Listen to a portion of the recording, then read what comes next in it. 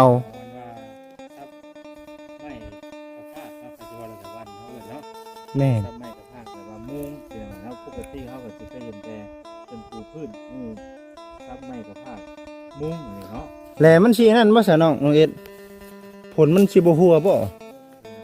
อาชิฮูอะไรนะ มันยังเป็นหลายอันในโปรเจกต์ เนาะโอ้ตรงสีเข่าเพิ่นมึงนี่ อันตามเข่าเพิ่นเด้นี่พี่น้องเอ้ยน่ะเนาะน่ะโอ้ยคือสิใช้งานหลายเติบหนึงเบิ่งคักแล้วนั้นนะ โฮมกันเข้าไปเนาะ เนาะ นี่คือกินให้ เออ ลูกหลานเราเองเบิดแล้วอ่ะแน่ลูกหลานพ่อแม่เพิ่นไปให้ไปชวนบ่แหละ ต้มสุลูกสุรานกินเพื่อจะได้กินในหึงนี่เนาะมันไก่ดีได้ไก่ มือกินเนี่ยมืออึดมาหาไปจอยเนี่ย บ่ได้กินฮอดข้าวฮอดน้ำนั่นที มือใดอยู่กินมือไม่ได้กินอึดมาแต่ชัย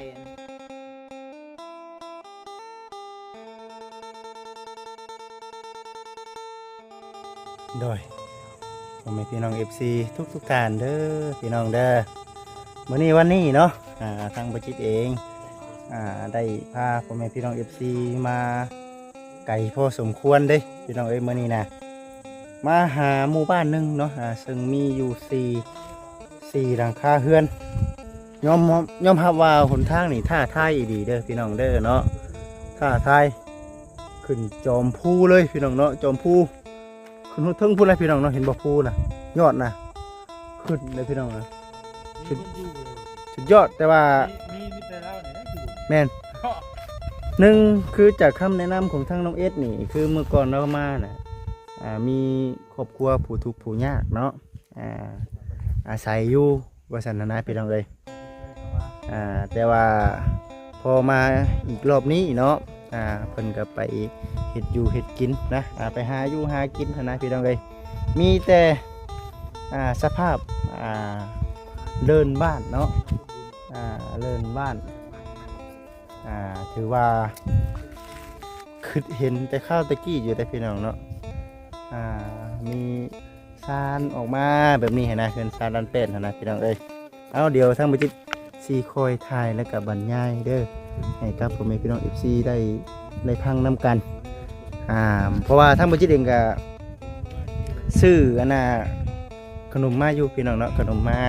แต่พอดีจะได้แจกยายให้กับทั้งเด็กน้อยแน่คือว่าลายคนเติบอยู่เนาะจังใดก็ตามแต่พี่น้องเอ้ยเมื่อนี้ก็ตั้งคิดตั้งใจมาเด้อพี่น้องเด้อเมื่อนี้ก็ได้เป็นกำลังจิตกำลังใจให้ในเด้อพี่น้องเด้อนี่ดิพี่น้องเอ้ยสภาพเป็นซานดันเป็นเพิ่นไหนมีอยู่1 2 3 4มี5เลยพี่น้องเอ้ยเนาะอันนี้คือสภาพเพิ่นซานเพิ่นได้พี่น้องเด้อเนาะก็สีประมาณนี้แหละสีเงียบๆเงาๆเนาะก็สีบ่มีคนอยู่ปานใดเด้อพี่น้องก็เจ้าไปหาอยู่หากินแล้วเนาะช่วงนี้ก็ได้เด้อจะเป็นอันนั้นเด้อพี่น้องเด้อนี่ดิเป็นพงสีเข่าเนาะโอ้พงสีเข่าเพิ่นมึงเนี่ย อันตามเข่าเพิ่นเด้นี่พี่น้องเอ้ยน่ะเนาะน่ะโอ้ยคือสิใช้งานหลายเติบหนึงเบิ่งคักแล้ว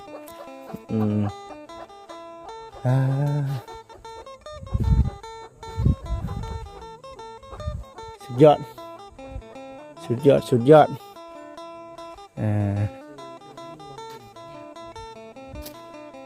การชี้ออกไปหากินชื่อกินอยู่ชื่อกินนี่ยากเลยพี่น้องนะลำบาก นี่นะมันเขาไม่ได้ลึกเป็นเพื่อนอุ้ยเนาะ ไก่เลย นี่ไปเนี่ยอยู่ใน โอ้ยเนาะ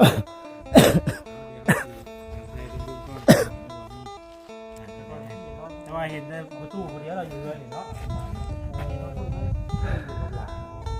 อยู่กับลูกกับหลาน คึกแน่ดิเนาะฮ่าเด้อสุดยอดน้องเอสเนาะสุดยอดเลยดินี่สบายดีสบายดี สบายดีเด้อ สบายดีสบายดีพี่น้องเอ้ยเนาะ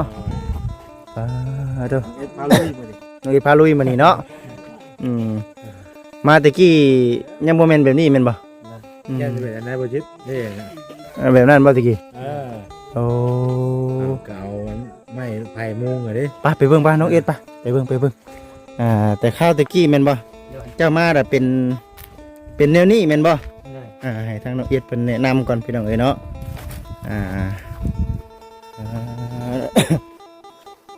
ปีได้เนาะปีแม่นบ่ตรงนี้เนาะโอ้นี่เด้พี่น้องเนาะสภาพเฮือนชานันแปลงพี่เพิ่นเฮ็ดกลมๆแบบนี้นี่เดี๋ยวว่าเล่าเข่าบ่ เราเขาแบบ เพิ่นเช็ดเล่าเข่าได้บัดนี้ เลย ตะกี้น่ะแบบนี้เนาะแม่นบ่ เลย โอ้เอา ไม่กระพากปัจจุบันของวันเขาเนาะ แม่น ถ้าไม่กระพากแต่ว่ามุงเสียงแล้วปกติเขาก็จะเคยเห็นแต่เป็นปูพื้นถ้าไม่กระพากมุงอะไรเนาะ แหละมันสินั่นบ่ซะน้องเอ็ดผลมันสิบ่หัวบ่ อาชิฮูอาชินะ มันยังเป็นหลายอันในโบจิต เข้าไปเบิ่งด้วยน้องเอ็ด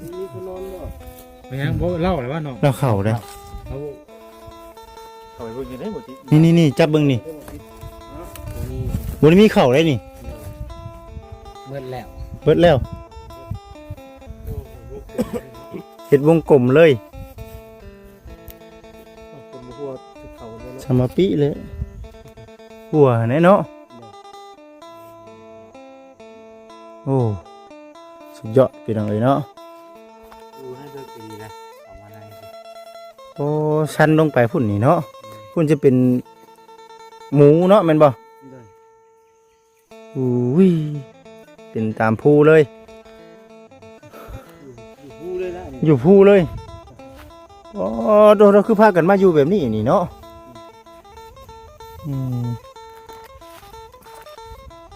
ชุดเด้อพี่น้องเด้อชุดบ่มีผู้อยู่บ่พอดีมาเลยบ่แซนเดียวสิเอามีให้กับทั้งประตูเพิ่นก่อนพอแม่เอาแจกก่อนเนาะแม่ มันต้องมาเขาต้องมา ช่วงแรงติ ที่บ้านอีกว่า เบิ่งก่อน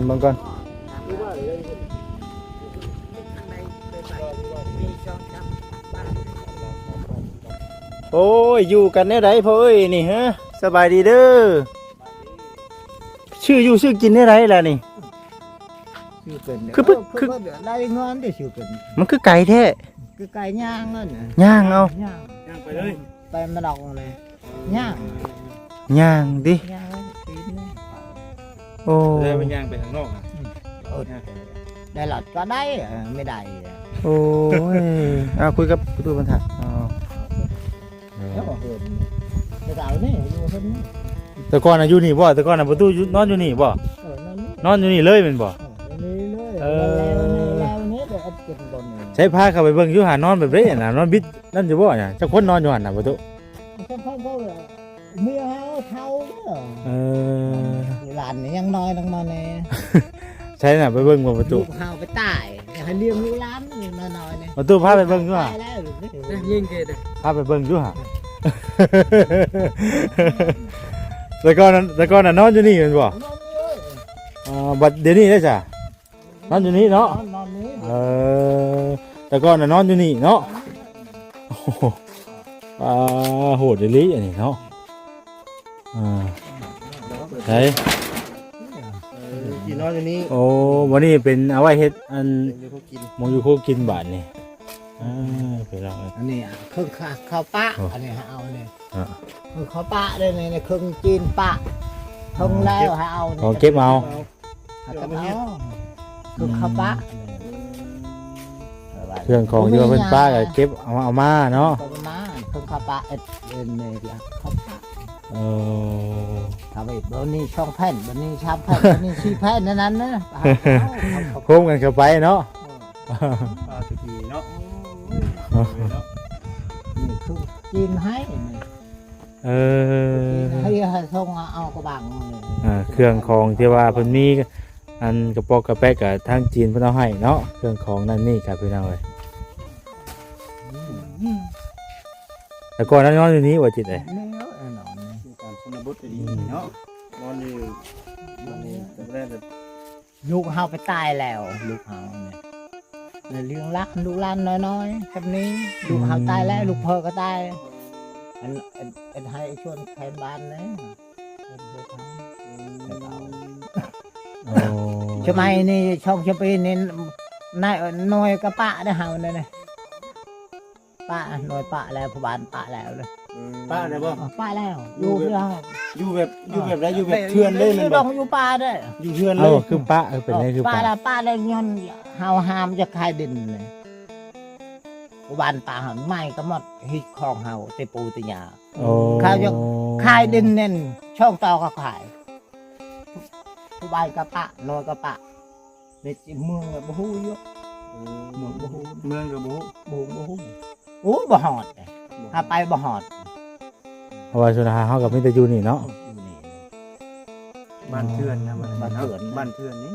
เดียวเฮาเนี่ยอยู่นี่ อยู่นี่ หลา ฮะ นยังน้อยๆ มีแต่ลูกหลานอยู่ใกล้กันนี้ อยู่หลานให้ช่องชปีเนี่ยเติบแต่ก็เอาทางชำนี้ลูกเฮาตายแล้วหานอนนี่ทำไมเนี่ยเขาจะคายดินเนี่ย แต่ว่า ใหม่เฮามีอย่างให้แต่ปู นี่ แต่ยา ดิน เฮาอยู่นี่ ดินนะดินประตูเองบ่อยู่นี่นะดินเจ้าเองบ่ นี่ให้เฮาญาติก็อยากให้เนี่ยมาแต่วันนั้นวันเฮานี่อยู่นี่เฮาไอ้ให้บ่นี่ให้ย่างตีนนี่แต่ทางไงเพิ่นว่าให้ย่างเนี่ยให้ย่างเนี่ยอยู่นู่นหน่อยเฮาอยากให้ชนเนี่ยบ่ได้มือเนี่ยว่าเฮาอยู่นี่เลยอยู่อันให้เลยหน่อยอันน่ะอยู่บ้านเฮ็ดจะคายดินนั่นก็ปะเฮาเนี่ยจะคายไม้ปะเฮาเนี่ยอยู่ผู้เดียวนี่อยู่ในบ่ฮอดการเมืองแม่บ่ฮู้ แสดงว่าคืออยู่พุ่นนี่เจ้าบ่มีอันน่ะที่ทางได้อยู่บ่ บ่มี อาศัยอยู่แบบนี้ในหมู่บ้านหลังนี้ ป่าในดง เห็น ไม่ นี้ ยังไง อยู่ป่าอยู่ดงนั่นแหละ อ๋อ แต่ข้าวตะกี้ได้สาบ่ได้มีผู้ใดบ่อันน่ะหมู่กู แต่เก่าไอ้มีแต่เก่าหมดไอ้หมดน้องอ่ะ เขาเจ้าออกไปไว้แล้ว จะออกแต่บ้านเฮานี่แต่ปู่แต่ย่าบ้านเมืองพะเนี่ยคนใหม่นี่คนที่เมืองเวียดได้มาอยู่นี่คนเฮานี่อยู่แต่ปู่แต่ย่าฮิตของเฮานี่ คนใหม่ช่วยจะขายดินจะขายไม้ปะเฮาปะอยู่ป่าเนี่ยคนใหม่นี่ จะขายดินขายดอนเนาะบัดนี้เราบ่ยอม บ่ แล้ว เนาะ เฮากะว่าแล้วก็ผู้ใหม่เข้ามาอยากมาขายดินเฮาอยู่นี้ เฮาอยู่นี่แต่ปู่แต่ย่า เฮา ได้หมด เฮาอยู่มานี่แต่ไรแล้ว เฮา เนาะ หมดนี่เลยฮิตหอกฮิตของเฮานี่คนละคนมาใหม่หมด อ๋อ ฮิตเฮาเนี่ยก็เขามาหาเนี่ยนี่ก็คนนอกนี่ก็คนดอกเฮาบ่อยู่นี่แต่ปู่แต่ย่าฮิตเฮาหมดนี่ฮิตเฮาหมดบ่พอดีว่าเฮานี่เขาปะเขาจะขายเด่นนี่ เอาสมมุติว่าเขาเจ้าขายแล้วเจ้าสิไปอยู่ไสบ้านขายได้บ่นี่สมมุติว่า ขายไม่ได้นี่นะขายนะหาอยู่นี่จักอยู่ สิขายได้เฮาอยู่เฮาอยู่นี่ บ่ได้นี่ขายอยู่นี่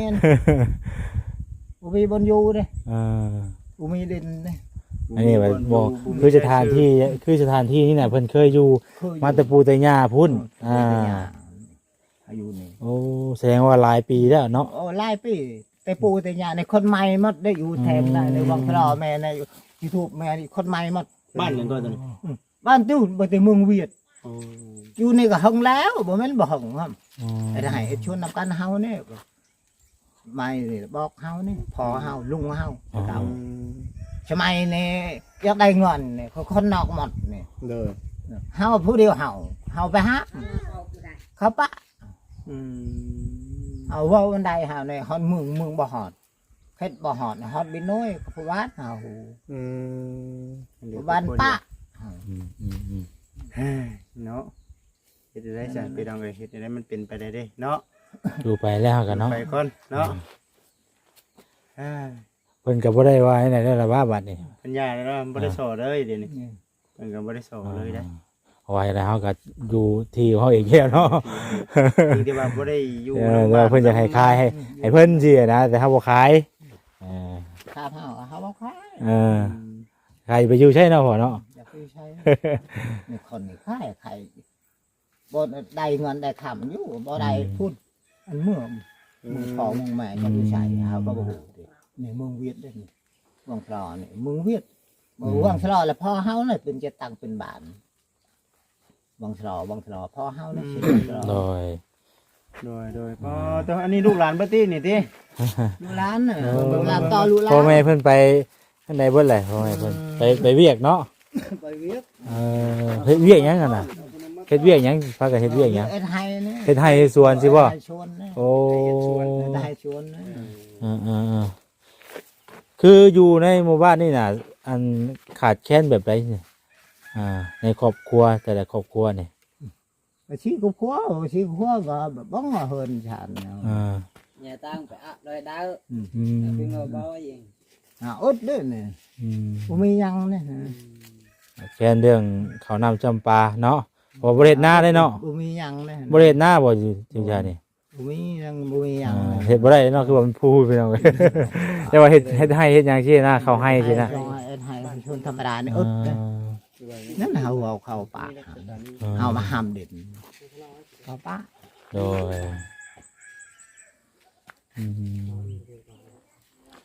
เอา เต้เราตอนนั้น แล้วบ่จิต ว่าสิเสียงเล็กน้อยนี่ได้นี่เนาะ มาเอาล่ะมาเอาอยู่นี่ เอาได้ไหมเอาไหม เอาขนมไว้ น้องแก้เลยใหญ่ได้เด้อแก้ใหญ่มาได้ไหมเอาขนมมา ลานเลยอึดกูมียัง อืม เพิ่นอยู่นี่แล้วเอิ้นนั่นก็ได้ ทางนั้นน้องเพิ่นแนะนำมาก็ได้พากันเข้ามาเบิ่งโดย ทุกมอเท่านั้นเลยถูก เอา đeo này เอา เออ ลูกหลานเราเองเบิดแล้วอ่ะ แน่นู่นล่ะพ่อแม่เพิ่นไปให้ไปชวนบ่แหละโอ้ยังไง โอ้เอาไปนี่เลยเอาข้าวเลย เอออะไรกูหมู่เลยเฮ็ดโตมีเด้อต้มสุลูกสุรานกินเพื่อสิได้กินนี่หึงนี่เนาะมันไก่ดีได้ ไกล ตัวสิเบิดนี่ก็หลายเติบอยู่ได้ประหยัดเอาไป ระหว่างที่ว่าเฮาทายมากินนี่น่ะมันครึ่งทางแล้วน่ะสิฮอดได้พี่น้องเอ้ย มีแต่ลูกมีแต่หลานเด้เลยบัดเนาะ แล้วบ่ฮู้ว่าจักบ่บ่ฮู้ เนาะโอ้ โอ้โห này này แอมอ่ะ ao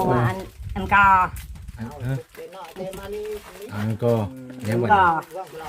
อันก็ไปยัง หลานบ่เอาอังกอ เอาหลาน gian gian luôn ย่านอ๋อเป็นย่าน đâu có hù ấy เฮ้ยเนาะโอ้เด้อถือว่าสุดชุด แต่ชั้นนี้อ่ะ อยู่แต่น้อยเนาะ น้อยแน่ไอ้เมียเฮาแน่เท่าแน่ไป50ช่องไปยิงไอ้ไห้ชนเนี่ยตามโหดตายไป50ช่องไปยิง เขาตีเจ้าเสือจังเราว่าแล้วก็คือเรานี่ตัดออกจากทั้งบ้านทั้งเมืองไปแล้วพี่น้องเอ๋ยเนาะมีแต่ว่าสิอยู่ไปแบบนี้แหละบ้านนี้เนาะอืม ไปหาอยู่นี่ตลอดนี่ อืม เมืองอย่าปะอยู่นี่ตายอยู่นี่ผมมีอย่างกินบ่มแยงเฮาได้เกลือกิน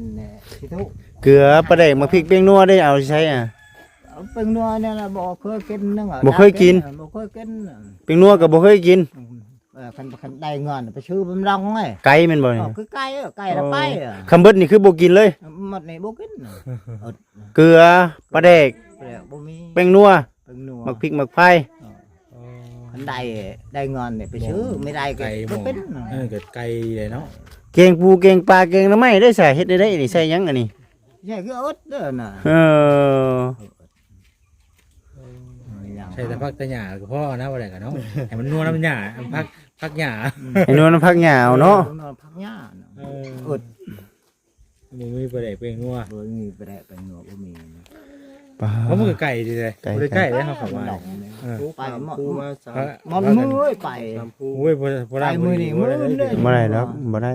คำย่างเอานี่บ่ได้เนาะ หญ้า ชุดๆเนาะ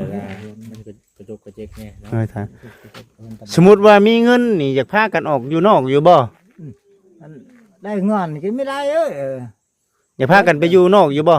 ยู่นอกไม่ได้ Piknya piala aparna bag. เอาได้เงินไม่ได้บ่ไม่ได้เงินเนี่ยบ่ได้เงินแล้วมาจะใช้เงิน โอ้ ได้เงิน คำว่ามีเงินซื้อนี่ไปเนาะแม่นบ่ เพราะมีเงินชื่อก็บ่ไป เคยเนาะเราเคย เรื่องนะ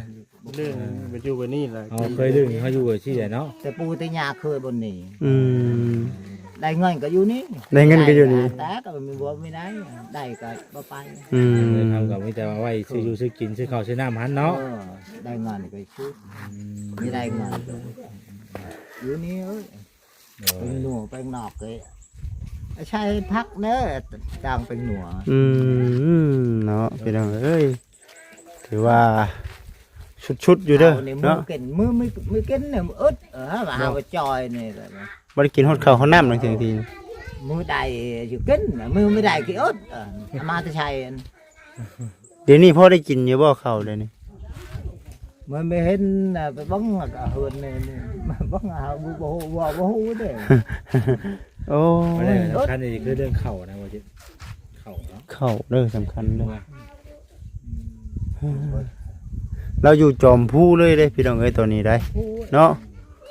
อยู่แต่พ่อแต่แม่แต่ปู่แต่ย่าเนาะคือเราว่าอะไรพี่น้องบ่อยากออกไปใช้ให้นะว่าได้ก็ได้เอาเห็นแล้วก็ เฮาเข้าไปมันหมู่บ้านไหน กระบะเพิ่นอยู่ได้พี่น้องเอ้ยเนาะ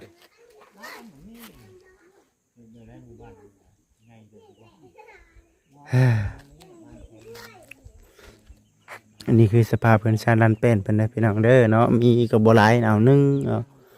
2 3 คือสิประมาณนี้แหละทางมุจิตเองจะได้จบคลิปก่อนฝาก FC ทุกท่านเป็นกำลังใจให้ในเด้อพี่น้องเด้อเอาสำหรับคลิปนี้ขอกล่าวคำว่าสบายดี